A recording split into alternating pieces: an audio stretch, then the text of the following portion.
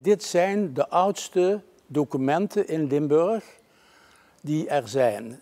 En dit zijn die oorkondes, 1000 jaar oud, vanaf vandaag te bewonderen.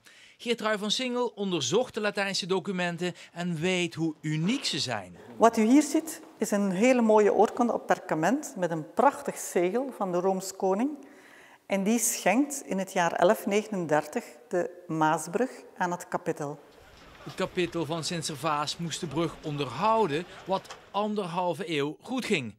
Maar het trieste noodlot van die historische Servaasbrug is terug te lezen op perkament. Maar er zitten 3 oorkonden bij die te maken hebben met de Sint-Servaasbrug en het herbouwen van de brug. En deze oorkonde is uit 1274 en een jaar later stort de hele brug in. Groot drama natuurlijk in Maastricht. Er schijnen volgens de oorkonde 400 mensen verdronken te zijn. En dan moest het kapittel natuurlijk toch wel de brug echt gaan repareren. 400 doden dus na die instorting van de toenmalige houten Servaasbrug.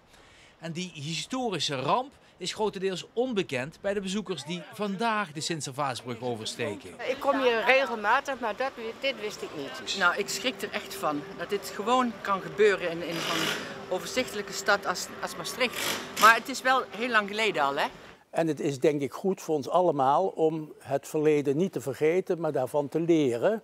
En als je het wil leren, moet je het ook kennen. En juist daarom zijn de oorkonden in te zien bij de Zusters onder de Bogen achter de Sint-Janskerk. Het publiek is welkom. Vanaf morgen tot en met 21 juni. Vooral ook omdat het thema van de tentoonstelling zo goed past bij die andere iconische traditie in Maastricht, de heiligdomsvaart.